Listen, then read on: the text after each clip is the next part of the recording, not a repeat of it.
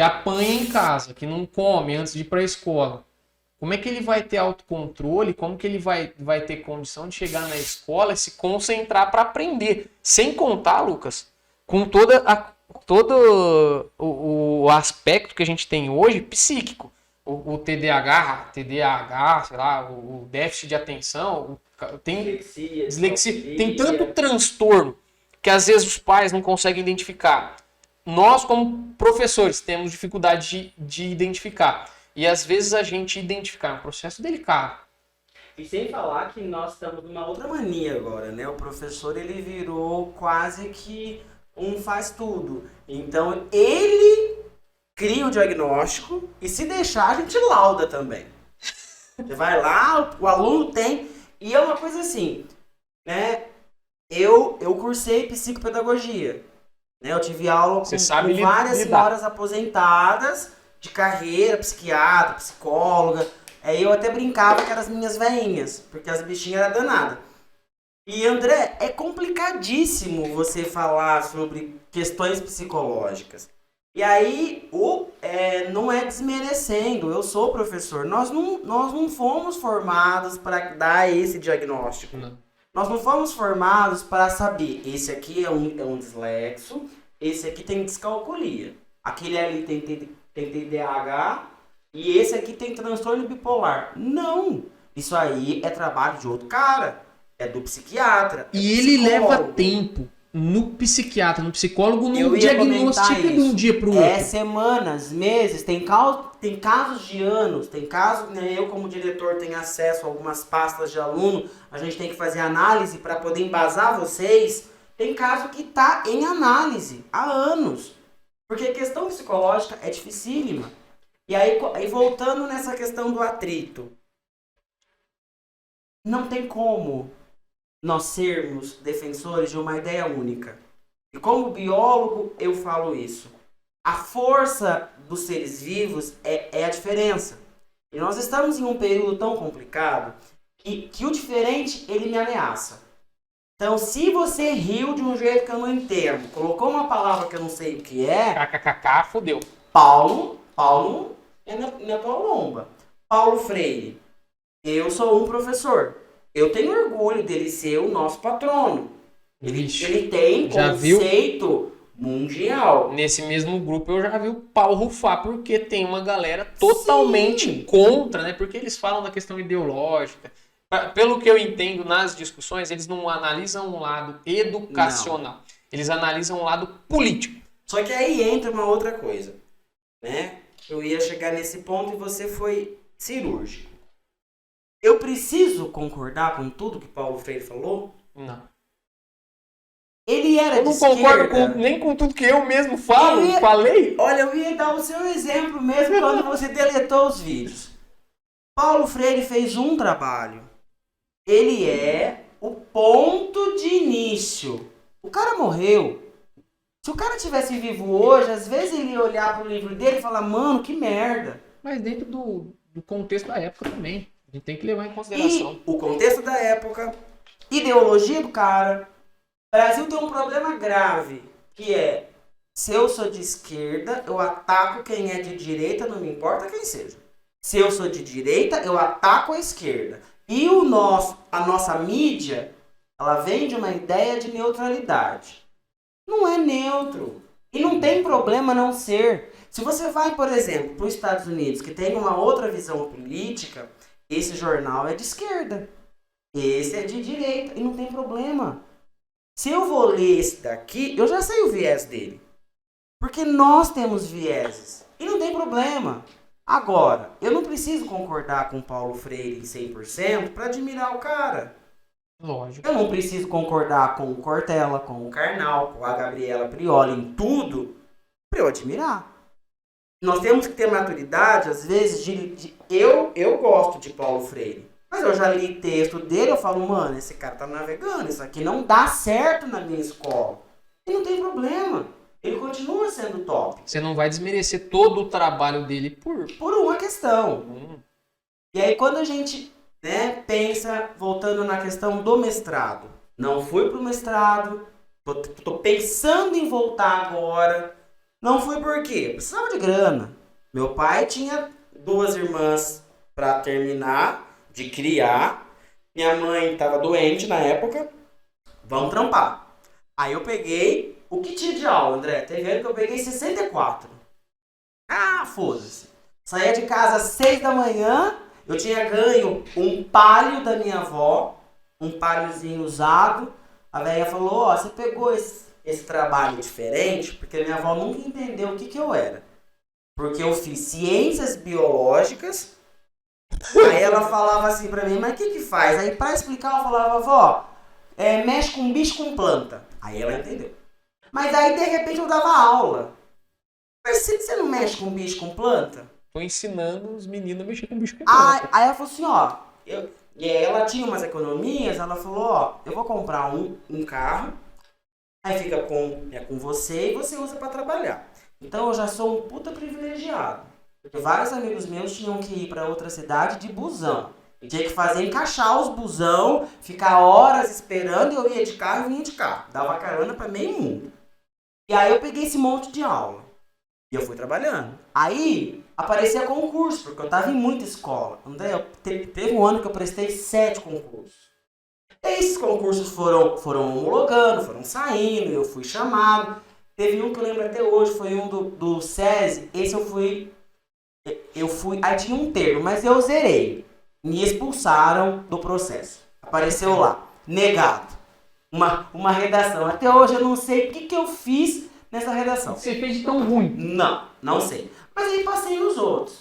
Cargo em Campinas, aqui em Bebedouro eu cheguei a ter um cargo pela Secretaria da Educação, Monte Azul pela Prefeitura. Aí você vai ficando mais velho, você vai conseguindo juntar tudo em uma cidade só, você vai exonerando. Mas te dá uma bagagem gigantesca. Em um desses cargos eu assumi as aulas, peguei uma escola periférica. Mas de bairro, lá na ponta, uma escola nova. E, velho, escola nova. Você foi para atribuição de aulas em São Paulo. Eu cheguei a pegar aula lá na matriz das 5.600 escolas do estado. E é uma coisa assim, você sentava para atribuir aula, ó, tem 90 aulas numa escola em Sumaré. Você quer? Porque te chama por classificação. Aí eu falava, mãe, eu não sei onde fica Sumaré. Aí tinha uma moça, né, do meu lado, não, lá é muito violento. Eu, não, moça, lá não. Eu sei que eu fui parar em Campinas. Aí eu não fui, porque a ETEC chamou. Aí no outro concurso eu prestei, fui parar lá no Souza Lima, em Bebedouro, que é um bairro, que é uma cidade tida como tranquila. Eu cheguei para trampar, primeiro dia, passei pelo pátio, e eu sempre dei aula arrumadinho. Porque eu tô acostumado com um colégio particular. Eu tava 5 anos sem periferia. Eu tinha ficado já todo topzera. Já tava classe média top. Cheguei com o tênisinho da Adidas branquinho, tal. Aí já chegou um e falou, batizado. Não, passei pelo pátio, a molecada já me mirou de cima e embaixo. Quem que é esse cara? Vai me olhar e eu senti como se fosse um bicho estranho. Passei. Na sala dos professores, todo mundo mais velho. Perto de se aposentar. Teve alguma remoção e tal. Falei, tá, mas todo mundo muito gentil, muito de boa, uma galera super feliz, assim. Aí eu pedi pra dar aula. Peguei minha caixinha de giz, eu não usava giz há uns anos. Caixinha de giz, beleza. Cheguei na sala, um ventilador funcionando. 3 da tarde. Eu tinha sempre as últimas aulas porque eu tinha outra escola antes. Depois da educação física. Eu cheguei, eu parei na porta, falei boa tarde. O molequinho virou pra mim, ele levantou, pôs a mão assim. Quem que é você? Eu falei, vixe. Primeira aula, 7º ano. Moleque catatal. Já encheu o peito assim. Aí na hora, como eu já tinha anos de carreira, já tinha feito as pós-graduações, eu falei, ele tá marcando território. Ele tava mijando no poste dele. Ali era o terreno dele. Quem que é esse cara tá chegando aqui? Ele falou, ó, vou te avisar. Eu falei, pois não. Eu sou matador de polícia. E pôs o dedinho assim, ó. Primeiro dia de aula, hein? Aí eu falei, Eu posso comprar uma briga com esse menino. Eu que mando aqui. Mas eu vou tentar ser mais esperto que isso. Aí eu falei, rapaz, então eu tô fudido. Primeiro que era um palavrão. Aí metade da sala já me olhou. O professor novo falou palavrão. E ele falou assim, por quê? Eu falei, porque se você mata a polícia, professor, tô lascado. Aí ele riu, me olhou, falou, senhor, parece que você é de boa. E sentou. Aí eu também entrei, comecei minha aula e tal lá. Aí agora, anos como diretor, né, passou o tempo, eu fico pensando, eu poderia ter feito uma gritaria ali, ter colocado esse moleque pra fora, ele ia levar alguma punição, e eu ia ganhar o quê com isso? Não.